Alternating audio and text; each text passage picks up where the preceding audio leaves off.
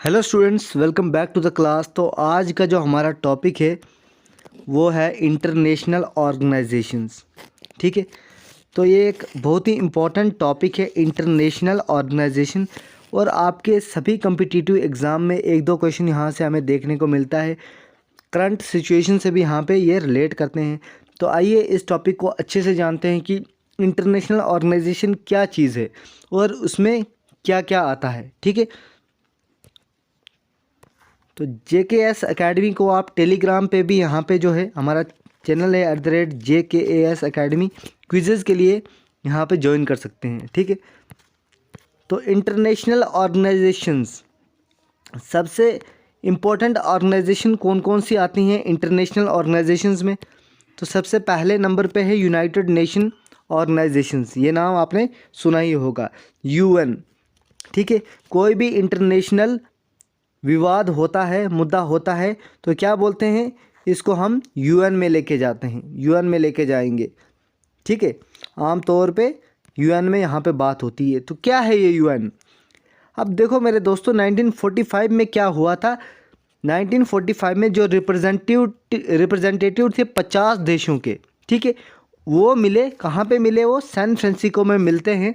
United nation conference वहाँ पे कराई गई थी। ठीक है, इंटरनेशनल ऑर्गेनाइजेशन के ऊपर ही ये जो है कराई गई थी कॉन्फ्रेंस। ठीक है, और यहाँ पे क्या किया गया, यूनाइटेड नेशन चार्टर बनाया गया।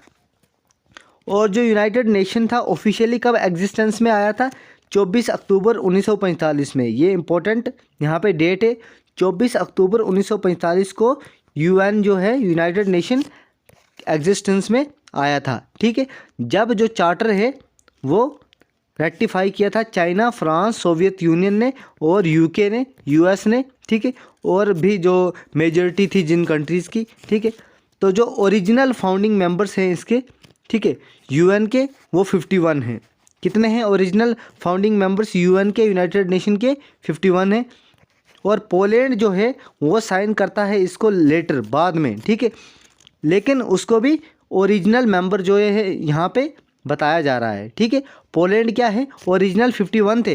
पोलैंड बाद में इसको साइन करता है, इस ऑर्गेनाइजेशन को ज्वाइन करता है, लेकिन उसको भी ओरिजिनल मेंबर यहाँ पे बताया जा रहा है। और इंडिया भी एक फाउंडर मेंबर है, किसका? UN का। इंडिया भी एक फाउंडर मेंबर है। ठीक है, नेक्स्ट पॉइंट यहाँ पे देख लीजिए, जो ओरिजिनल मेंबर है UN के, वो देश हैं जिन्होंने साइन किया था 1942 को, जो डिक्लेरेशन किया था UN में। ठीक है, सैन फ्रांसिस्को में जो कॉन्फ्रेंस हुई थी। ठीक है, या फिर जो चार्टर रेक्टिफाई किया था, तो ओरिजिनली इंडिया ने भी तभी यहाँ पे, इंडिया भी एक फाउंडर मेंबर है, किसका? UN का। ठीक है, और 5 स्टार वाला पॉइंट यहाँ पे देखिए कि जो UN यूनाइटेड नेशन सेलिब्रेशन जो डे कब मनाया जाता है, ये 24 अक्टूबर को मनाया जाता है। तो 24 अक्टूबर को क्या मनाया जाता है? यूनाइटेड नेशन डे मनाया जाता है। ठीक है, उसके बाद देखिए, the charter is constituting instrument of organisation. ठीक है, setting up out of right and obligation member of state. ठीक है, तो ये क्या करता है, ये कहीं भी विवाद हो दो देशों के बीच में, या फिर कुछ एक बड़े पैमाने पे, यूनाइटेड नेशंस तभी काम करता है, तभी उसके ऊपर देख रेख करता है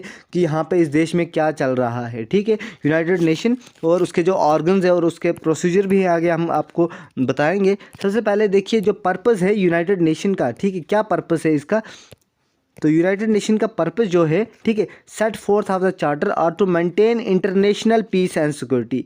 इसका जो इंटरनेशनल पीस और सिक्योरिटी को मेंटेन रखने का इसका एक चार्टर है। ठीक है, यूनाइटेड नेशन का पर्पस क्या है? ताकि ये मेंटेन कर सके इंटरनेशनल पीस और सिक्योरिटी, डेवलप कर सके फ्रेंडली रिलेशंस। ठीक है, नेशंस के साथ फ्रेंडली रिलेशन बना सके। ठीक है, हर एक देश दूसरे देश के साथ क्या बने? फ्रेंडली रिलेशन बनाए। ठीक है, based on respect for the principle of equal rights, सबको इक्वल राइट्स मिले जाएं। ठीक है, और सेल्फ डिटर्मिनेशन ऑफ पीपल। ठीक है, नेक्स्ट देखिए, to cooperative in solving international economic, social, culture, humanitarian problem. जो भी, जैसे कि देखो अभी हमारे आस पड़ोस वाले कौन कौन से देश है? अफ़गानिस्तान है, पाकिस्तान है, नेपाल है, भूटान है। ठीक है, तो ये सारे देश है, तिब्बत है। ठीक है, अभी तो तिब्बत जो है चाइना के अंडर गया है, लेकिन जो तिब्बत को चला रहे हैं वो कौन है? दलाई लामा। ठीक है, दलाई लामा जो स्पिरिचुअल लीडर हैं, तो उनके प्रेसिडेंट जो प्राइम मिनिस्टर है तिब्बत का, वो भी हिमाचल से ही वो ऑपरेट कर रहे हैं अपनी जो डिप्लोमेसी या फिर अपना जो एडमिनिस्ट्रेशन है। ठीक है, आप गूगल भी कर सकते हैं इस बात को लेके। तो बेसिकली जो पर्पस है जो किसका, यूनाइटेड नेशन का, वो क्या है, पीस और सिक्योरिटी, ठीक है, मेंटेन पीस एंड सिक्योरिटी और फ्रेंडली रिलेशन बने रहें नेशंस के बीच में, ठीक है। और उसके बाद सबको इक्वल राइट्स मिले और कहीं पे जो है कोई जाति तो नहीं हो रही है जनता के साथ, ठीक है, जो लोगों के साथ, ठीक है। और इकोनॉमिकल क्राइसिस, जहाँ देखिए यूक्रेन में युद्ध हुआ है, वार हो रही है, तो वहाँ पे क्या है, बहुत सारे देश क्या भेज रहे हैं वहाँ पे बहुत सारे देश जो है हेल्प भेज रहे हैं, उनको वो हेल्प कर रहे हैं, कहीं खाने की हेल्प कर रहे हैं, ठीक है। और यहाँ पे श्रीलंका में फाइनेंशियल क्राइसिस लगा था, तो बहुत सारे देश यहाँ पे हेल्प करते हैं, ठीक है। तो इसीलिए जो है यूनाइटेड नेशन बनाया गया था, ठीक है। और in respect of human rights and fundamental freedom, ताकि जो इंसान है उसको फ्रीडम मिल सके और ह्यूमन राइट्स को वायलेशन ना हो रही हो, ठीक है। नेक्स्ट देखिए, द यूनाइटेड नेशन फैमिली, जो यूनाइटेड नेशन है इसको फैमिली क्यों बोला गया है, क्योंकि ये इज़ मच लार्जर, क्योंकि ये बहुत ही बड़ी यूनाइटेड नेशन फैमिली इसलिए बोला है कि बहुत ही बड़ी एजेंसी है, बहुत ही बड़ी ऑर्गेनाइजेशन है, जिसमें 15 एजेंसियां हैं। कितनी एजेंसियां हैं, 15 एजेंसियां हैं, ठीक है। और कुछ प्रोग्राम्स और बॉडीज़ भी हैं, ठीक है। नेक्स्ट देखिए, जो यूनाइटेड नेशनल फैमिली है, ठीक है, उसको क्या कहा जाता है, उस ऑर्गेनाइजेशन को कहा जाता है यूनाइटेड नेशन सिस्टम, ठीक है, जिसमें क्या आता है, nation secretariat, united nation funds, programme, ठीक है, ये सब आपने सुना होगा, जैसे UNICEF, united nation international children emergency fund, UNDP, ठीक है। और क्या है, FAO है, ILO है, WHO है, world health organisation, food and agriculture organisation है ना, इंटरनेशनल लेबर ऑर्गेनाइजेशन, ठीक है। तो ये सारी जो एजेंसी हैं ये किसके अंडर हैं, यूनाइटेड नेशन के अंडर, इसीलिए इसको क्या कहा जाता है, यूनाइटेड नेशन फैमिली, ठीक है। तो जो फंड्स होती हैं, प्रोग्राम्स होते हैं, सब्सिडीज़ होती हैं, ठीक है, वो किसकी बॉडी हैं, जनरल असेंबली की वो बॉडी हैं, ठीक है। और जो स्पेशलाइज एजेंसी हैं, ठीक है, वो यूनाइटेड नेशन के थ्रू क्या करती है, स्पेशल एग्रीमेंट करती है, रिपोर्ट बनाती है, इकोनॉमिक और सोशल काउंसिल के ज़रिए वो जो है रिपोर्ट बनाती है जनरल असेंबली में, ठीक है। उसके बाद क्या होता है, जो इंटरनेशनल ऑर्गेनाइजेशन है जिसको इंक्लूड किया जाता है IAEA को और वर्ल्ड ट्रेड ऑर्गेनाइजेशन, ये आपको ऐसे भी देखने को मिलेगा, WTO जो है, ठीक है, वो क्या करते हैं, एड्रेस करते हैं स्पेशलाइज्ड एरिया, ठीक है। और लेजिस्लेटिव बॉडीज़ होती हैं उनकी अपनी, और अपने उनके बजट्स होते हैं, ठीक है। और यूनाइटेड नेशन का जो है हेडक्वार्टर कहाँ पे है, न्यूयॉर्क सिटी में, ये इंपॉर्टेंट पॉइंट है। न्यूयॉर्क सिटी कहाँ पे है, USA में है, ठीक है। और उसके US के प्रेसिडेंट जो हैं, पहले थे जो US के प्रेसिडेंट, कौन से, फ्रैंकलिन डी रोजवेल्ट, ठीक है, डिवाइस द नेम, उन्होंने इस नाम को क्या किया था, डिवाइस किया था यूनाइटेड नेशंस, ठीक है। बहुत सारे नेशन यूनाइट हो रहे हैं, तो उन्होंने इस का ऑर्गेनाइजेशन का नाम क्या दे दिया, यूनाइटेड नेशन। और टोटल मेंबर्स जो 193 मेंबर्स जो टोटल इसके प्रेजेंट मेंबर्स हैं वो कितने हैं, 193, ठीक है। नेक्स्ट देखिए, अब देखिए ये जो तुवालू है ना, तुवालू जो 189th मेंबर है, स्विट्ज़रलैंड 190th मेंबर है, ठीक है। तिमोर लेस्ते, ईस्ट तिमोर कहा जाता है इस देश को, वो 191st मेंबर है, ठीक है। मोंटेग्रो 192nd मेंबर है। और साउथ सूडान जो है 193 मेंबर बना है किसका, यूनाइटेड नेशन का। वैटिकन सिटी और ताइवान मेंबर नहीं है UN के, ठीक है। ताइवान जिसके ऊपर चाइना बोलता है कि ये मेरा है, ठीक है। और वैटिकन सिटी जो है ये मेंबर्स नहीं है UN के, ठीक है। वैटिकन सिटी जो होली सी के नाम से भी जाना जाता है, ठीक है। और फिलिस्तीन have been given a permanent observer status, ठीक है। वैटिकन सिटी और फिलिस्तीन को क्या किया गया है, परमानेंट ऑब्जर्वर स्टेटस दिया गया है UN के तरफ से, ठीक है। UN के फ्लैग में जो है ग्लोबल मैप यहाँ पे है, आपने UN का सिंबल देखा ही होगा, ठीक है। Projected from north pole and embraced with twin olive branches, और उसकी ब्रांचेस कैसी हैं, ट्विन ओलिव ब्रांचेस हैं। और जो सिंबल किसका है, पीस का सिंबल है, ठीक है। और the flag was adopted on October 20, 1947, तो 20 अक्टूबर 1947 को यूनाइटेड नेशन का फ्लैग जो है वो अडेप्ट किया था, किसने अडेप्ट किया था, जनरल असेंबली ने, ठीक है। और जनरल असेंबली क्या है, यूनाइटेड नेशन की एक बॉडी है, ठीक है। नेक्स्ट देखिए, new members can be admitted to general assembly. और यहाँ पे बोला गया है कि नए मेंबर्स जो हैं उनको भी एडमिट किया जा सकता है जनरल असेंबली में, ठीक है। लेकिन किसकी रिकमेंडेशन होनी चाहिए? सिक्योरिटी काउंसिल की रिकमेंडेशन होनी चाहिए। सिक्योरिटी काउंसिल भी किसकी बॉडी है? यूएन की बॉडी है। And members can be suspended also. और जो ऑलरेडी कितने 193 मेंबर्स हैं ना, तो उनको उनमें से किसी को भी सस्पेंड किया जा सकता है जो वायलेट्स कर रहे हों रूल्स और रेगुलेशंस, ठीक है। नेक्स्ट देखिए, द यूनाइटेड नेशंस कमीशन, जो यूएन की कमीशन है, ठीक है, ह्यूमन राइट्स पे, वो 1945 में बनाई गई थी। सेटअप कब हुई थी? ह्यूमन राइट्स कमीशन जो है यूएन की 1945 में, ठीक है। तो यूनिवर्सल जो डिक्लेरेशन है ह्यूमन राइट्स का, वो अडॉप्ट किया था जनरल असेंबली ने, ठीक है, 10 दिसंबर 1948 को, ठीक है। तो यहाँ पे ये पॉइंट जो है इम्पॉर्टेंट है। यूनिवर्सल डिक्लेरेशन जो किया था ह्यूमन राइट्स का, वो अडॉप्ट किया था जनरल असेंबली ने, ठीक है। किसकी जनरल असेंबली? यूएन की जनरल असेंबली। कब अडॉप्ट किया था? 10 दिसंबर 1948 को अडॉप्ट किया था, ठीक है। और तब से जो है इस दिन क्या बनाया जाता है? ह्यूमन राइट्स डे हर साल बनाया जाता है 10 दिसंबर को, ठीक है। ये पॉइंट याद रख लेना कि ह्यूमन राइट्स डे कब बनाया जाता है, तो 10 दिसंबर को। ऐसा क्वेश्चन आपको आ सकता है, ठीक है। There are 6 official languages of UN. अब देखिए कितने भाषाओं में काम करता है यूनाइटेड नेशन, वो कितनी हैं? 6 लैंग्वेजेस हैं। और वो कौन कौन सी हैं? Chinese, French, English, Russian, Spanish, Arabic, ठीक है। तो 6 लैंग्वेजेस ऐसी हैं जिसमें काम करता है यूएन, ठीक है। और अरेबिक जो है उसको ऐड किया था जनरल असेंबली ने 1973 में, और सिक्योरिटी काउंसिल ने 1982 में, ठीक है। ऑल्दो क्या बोला है? Arabic is not used as its working language. लेकिन अरबिक जो है इसकी वर्किंग लैंग्वेज नहीं है, नहीं यूज़ की जाती है। किसमें? ऑफिशियल है लेकिन वर्किंग नहीं है। तो ये पॉइंट आपने याद रखना है कि जो टोटल 6 लैंग्वेजेस हैं, ठीक है, उनमें से जो अरबिक है उसको 1973 में किसने ऐड किया था? जनरल असेंबली में। और 1982 में सिक्योरिटी काउंसिल ने ऐड किया था। लेकिन इसको वर्किंग लैंग्वेज के इसमें नहीं जाना जाता, ठीक है, नहीं यूज़ किया जाता। नेक्स्ट देखिए, the charter establish 6 principal organs. तो कितने ऑर्गन्स है यूनाइटेड नेशन के? जैसे हर एक जो संस्था ऑर्गेनाइजेशन होती है उसके ऑर्गन्स हो सकते हैं। जैसे बॉडी के ऑर्गन्स हैं, वैसे ही यूनाइटेड नेशन जो बॉडी है उसके 6 ऑर्गन्स हैं। 6 ऑर्गन्स हैं, उनमें से प्रिंसिपल 6 ऑर्गन्स हैं। कौन कौन से हैं? पहले नंबर पे आता है जनरल असेंबली, फिर सिक्योरिटी काउंसिल, फिर इकोनॉमिक और सोशल काउंसिल, फिर आता है चौथे नंबर पे ट्रस्टशिप काउंसिल, 5वें नंबर पे आता है इंटरनेशनल कोर्ट ऑफ जस्टिस, और 6ठे नंबर पे आता है सेक्रेटरीट। तो ये 6 इंपॉर्टेंट जो ऑर्गन्स हैं जो यूएन के हैं, ठीक है। सबसे पहला जो है वो है जनरल असेंबली। कौन है? General assembly.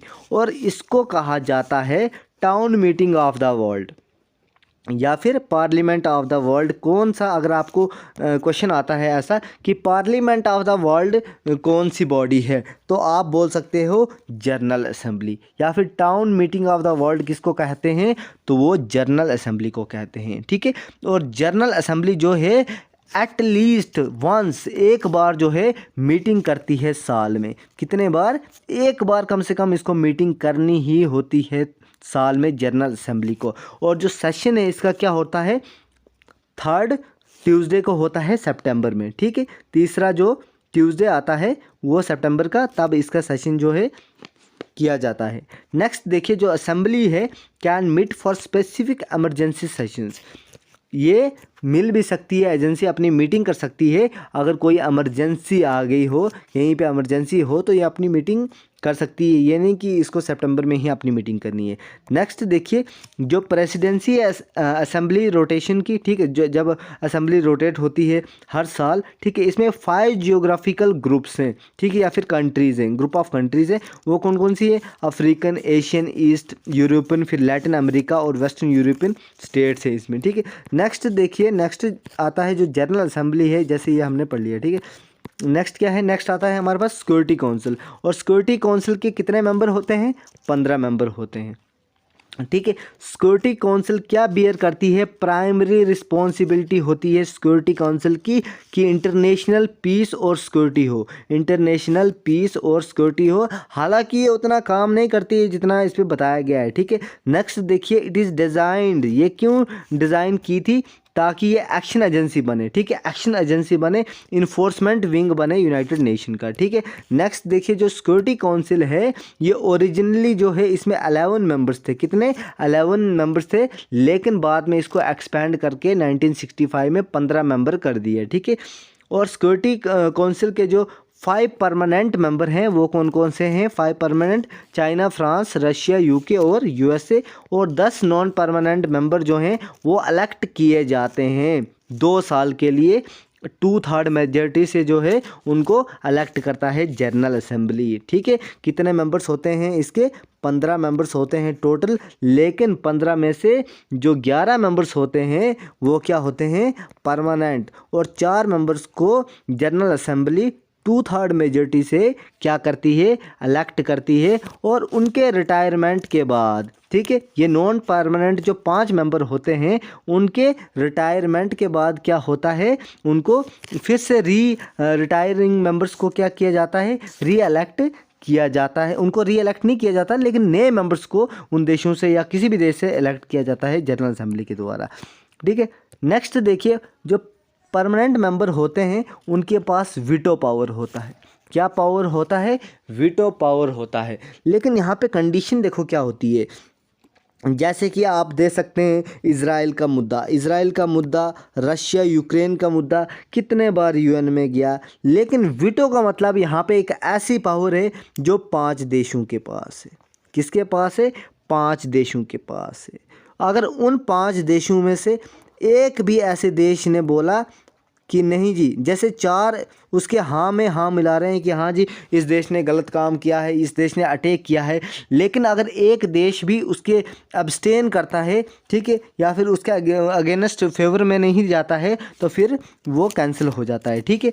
नेक्स्ट देखिए द प्रेसिडेंसी, जो प्रेसिडेंसी है सिक्योरिटी काउंसिल की वो क्या करती है, turn by the members of security council, उसकी जो होती है कहाँ पे होती है, सिक्योरिटी काउंसिल में होती है, ठीक है, अल्फ़ाबेटिकल ऑर्डर में, ठीक है। नेक्स्ट हम देखेंगे important economic and social council जो है तीसरी बॉडी है यूएन की, ठीक है, तीसरी बॉडी है इकोनॉमिक और सोशल काउंसिल, और जिसका मेन जो ऑब्जेक्टिव है वो क्या है, प्रमोट सोशल प्रोग्रेस को यहाँ पे प्रमोट करने की बात की है ताकि बेटर लाइफ स्टैंडर्ड हो सके, ठीक है। और इकोनॉमिक और सोशल काउंसिल जो है इसमें 54 मेंबर्स होते हैं और 18th मेंबर जो हैं हर साल इलेक्ट किए जाते हैं जनरल असेंबली के द्वारा।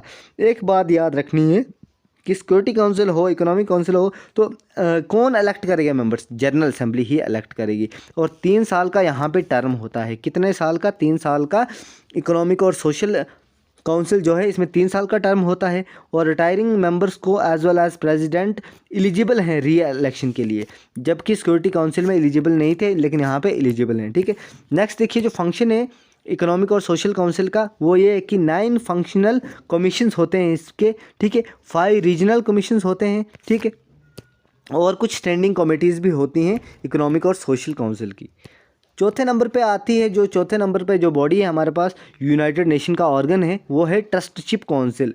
जो ट्रस्टशिप काउंसिल है वो एम करता है हेल्पिंग कंट्रीज़ में, देशों को मदद करने में, ठीक है, under foreign rule to attain independence, ठीक है। अगर कोई भी देश आज़ादी चाहता है, कोई भी अगर हिस्सा आज़ादी चाहता है तो ट्रस्टशिप काउंसिल जो है वो हेल्प करती है इन देशों को, ठीक है, फॉरेन रूल से, ठीक है। कोई देश जो ऐसे कब्ज़ा कर रहा है, जैसे बर्मा, जैसे ये बोलेगा, चाइना बोलेगा कि ये मेरा है, क्या मेरा है वो, ठीक है, साइड पे जो उसका है उस पर अगर अटैक करना चाहेगा तो ऐसे इन कंडीशंस में क्या करता है यूएन की जो बॉडी है ट्रस्टशिप काउंसिल वो हेल्प करती है फॉरेन रूल से, ठीक है, और उनको इंडिपेंडेंस दिलाने में, ठीक है।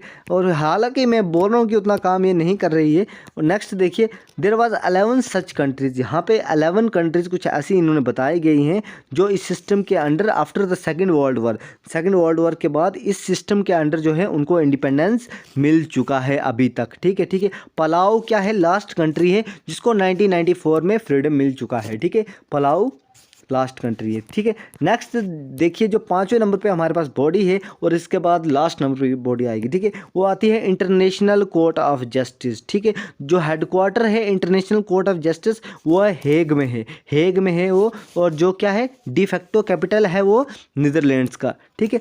इसमें 15 जजेस होते हैं, ठीक है, 15 जजेस होते हैं जिनको जनरल असेंबली इलेक्ट करती है, और सिक्योरिटी काउंसिल जो है 9 सालों के लिए। इसमें कौन कौन इलेक्ट करता है? जनरल असेंबली और सिक्योरिटी काउंसिल जो है इनको इलेक्ट करती है 9 सालों के लिए, ठीक है।